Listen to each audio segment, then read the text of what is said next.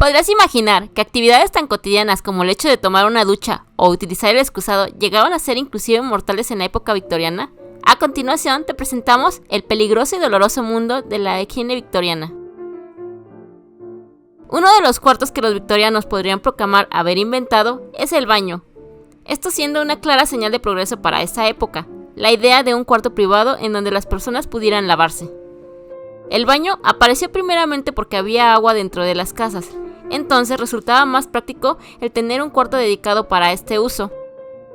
Hasta mediados de la época victoriana, las bañeras tenían que permanecer junto al fuego, en la sala de estar o en la cocina, en donde el agua tenía que ser calentada y vertida en estas. Esto significaba que los sirvientes no tenían más opción que cargar el agua de un lugar a otro, durante largos trayectos, haciendo de este un trabajo muy pesado. Y aquí es cuando el baño, tal como lo conocemos, como una especie de espacio privado con cerradura separado del resto de la casa, realmente comienza a tomar forma. Lo que los victorianos odiaban de todo esto era la idea de los fluidos corporales, el tipo de olores que desprendían y el tipo de huellas que estos dejaban. Ellos buscaban expulsarlos totalmente de sus cuerpos, para que nadie pudiera oler los restos de estos fluidos, que los ligaban a las clases trabajadoras. Lo que sucedía en este espacio cerrado podía ser increíblemente peligroso. Estas bañeras contaban con un espacio en donde se colocaba gas, lo que las hacía tremendamente peligrosas, ya que podía servir literalmente dentro de ellas. Estas contaban con unas instrucciones en donde advertían que tenías que tener mucho cuidado en no prender la bañera hasta que no se introdujera agua, aunque nunca se preocuparon de poner advertencias que mencionaran el hecho de asegurarte de no introducirte dentro de la bañera mientras que estuviera encendida.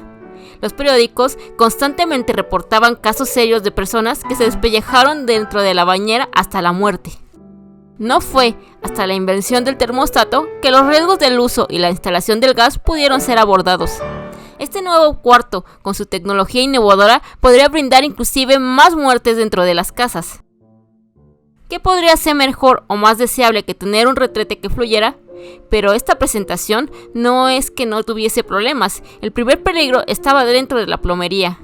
Las primeras plomerías dentro de las casas victorianas contaban con un sistema de alcantarillado que no tenía un eficiente drenado de los gases residuales tales como el metano y el hidrógeno y sulfato que emanaban de los desechos humanos, que no eran capaces de escapar y se acumulaban en el alcantarillado. Ambos gases no solo eran inflamables, sino que también eran explosivos. Algo que también solía pasar era que la salida del alcantarillado se podía bloquear, por lo que alguien tenía que ir a destaparlas para que quedaran libres. Desafortunadamente, al no existir electricidad, las personas encargadas de esta labor tenían que hacer el uso de velas, lo que podía ocasionar una explosión. No solamente el gas se podía acumular en el alcantarillado, el metano podía filtrarse en las casas mismas. Es una ocurrencia bastante común que las salidas de los retretes sufrieran una combustión espontánea, siendo esto lo que realmente los condujo a realizar mejoras en los drenajes. Uno de los más famosos inventores británicos fue quien ayudó a poner en alto a este potencial asesino con un pequeño pero crucial componente.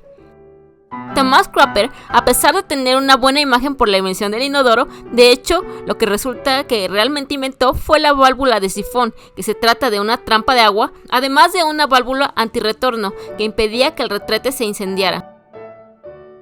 Esto no resolvió el problema en las alcantarillas principales y los doctores afirmaban que esto afectaba a las personas que vivían dentro de las casas.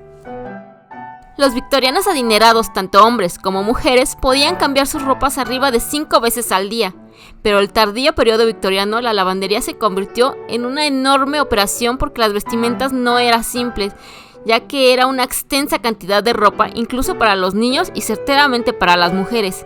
Ellas usaban un montón de ropa interior, un montón de lino y este tenía que ser cambiado regularmente. Las amas de casas victorianas tenían una gran batalla contra la suciedad. Las casas victorianas no podían escapar de la limpieza de esta época. En Londres, por ejemplo, el estiércol de los cientos de miles de caballos para el trabajo, el smog generalizado y el humo de las lámparas de gas tomaron el control dentro de las casas. Los días de limpieza eran una tarea gigantesca y silenciosa. Gran parte de la semana era utilizada para lavar. El lunes se lavaba, el martes se secaba y los miércoles se planchaba, haciendo de la lavandería un negocio costoso y una parte importante del presupuesto familiar. Para aquellos que se les podía permitir la lavandería, podrían emplear una gran parte del día. Era una operación estilo militar. Cada mujer victoriana de clase media venía a su matrimonio con una gran cantidad de ropajes de lino blanco, y un gran trabajo durante su matrimonio era mantener esta brillantemente blanca. Y lo que ellas usaban en este esfuerzo eran jabones desinfectantes. La mayoría de estas ocupaba un exprimidor. Uno de los potenciales peligros de este tipo de aparatos es que los niños pequeños, sobre todo de las hijas que están aprendiendo, podían meter sus deditos en las máquinas y podían ser aplastados.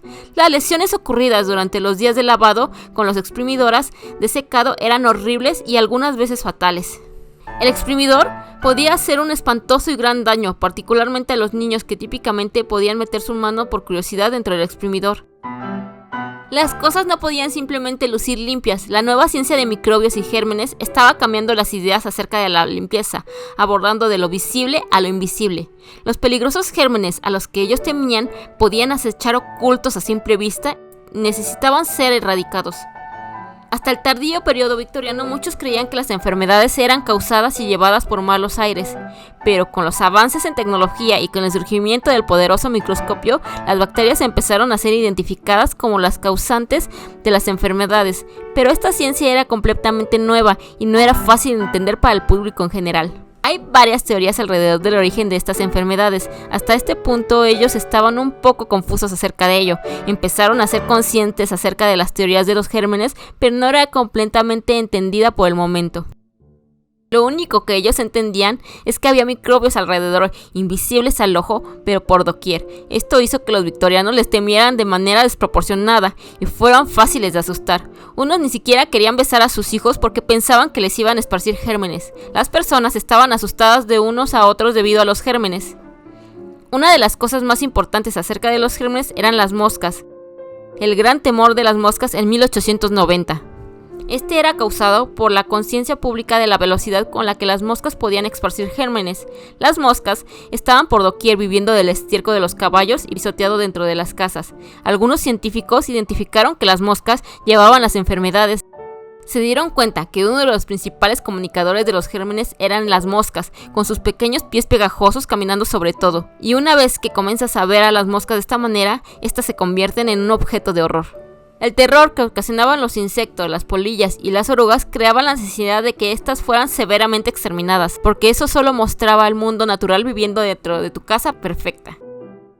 También las faldas, no estrictamente hablando, al arrastrarse por el suelo se llenaban de heces de los caballos, y era como llevar huevos de moscas a cualquier parte de la casa. Entonces se decidió que el largo de las faldas fueran subidas hasta los tobillos. Una vez las faldas fueron subidas, las cortinas se fueron abajo sobre las moscas en el hogar, con una variedad de productos inventados para detenerlas.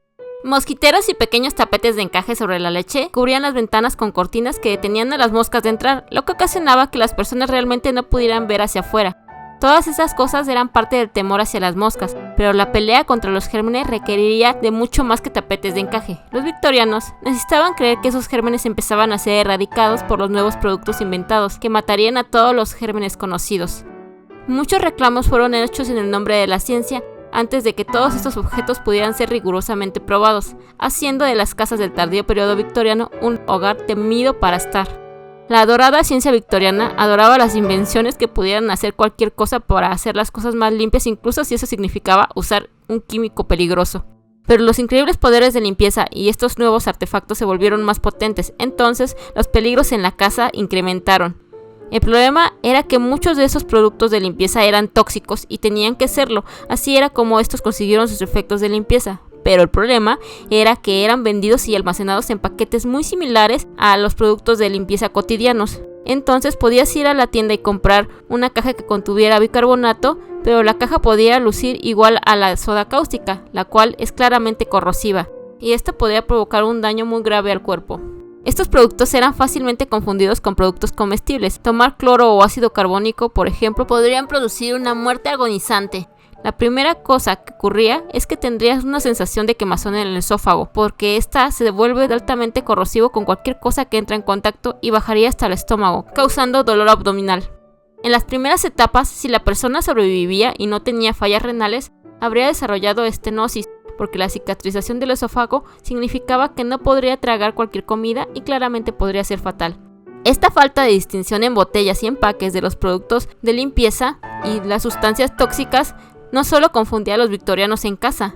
Había casos en donde inclusive profesionales hacían mezclas con desastrosas consecuencias. Una ocasión en Bradford, un químico mezcló accidentalmente arsénico dentro de una receta, matando a 12 personas y enfermando gravemente a otras 78. Entonces era un problema con el empacado que realmente forzó una nueva legislación para hacer empaques mucho más distintos y diferentes en formas y tamaños. Así se evitaba que pudiera confundir el arsénico, por ejemplo. Pero estos no siempre fueron accidentes. Los venenos letales en todas las descripciones eran fáciles de leer y estaba disponible sobre el contenedor. Con esta nueva tentación en el momento podría pasar desapercibido. La época victoriana fue la época del envenenamiento. La cúspide del arsénico fue para muchas personas una oportunidad.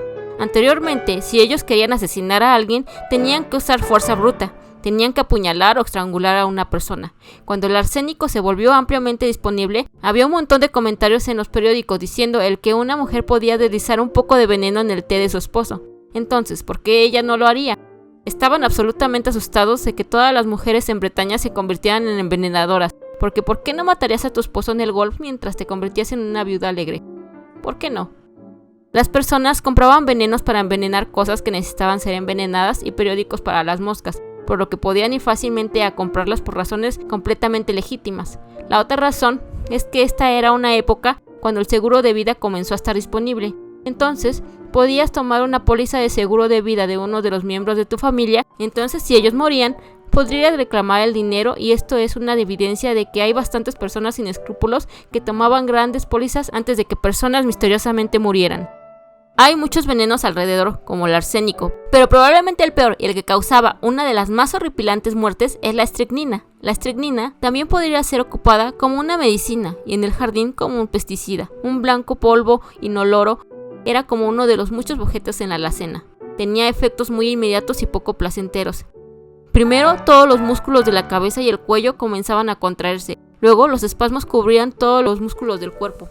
La persona comenzaría a convulsionarse y lo peor es que los músculos del cuerpo comenzarían a contraerse. Las personas terminaban descansando sobre sus talones y su cabeza con su espalda arqueada en el medio y no serían capaces de moverse. La muerte no seguiría rápidamente porque la parálisis de los músculos respiratorios significaría que ellos no podrían respirar, condicionados de seguir todas estas horribles convulsiones. La demanda nunca había sido mayor y las manufacturas nunca habían vendido tantos venenos. Tomaría mucho tiempo hasta que esto cambiase. No fue hasta justo después de la época victoriana, en 1902, que las farmacias solicitaran que las botellas de desinfectantes fueran distinguibles al toque de botellas con líquidos ordinarios. Si el video te gustó, no olvides dejarnos tu manita arriba y suscribirte.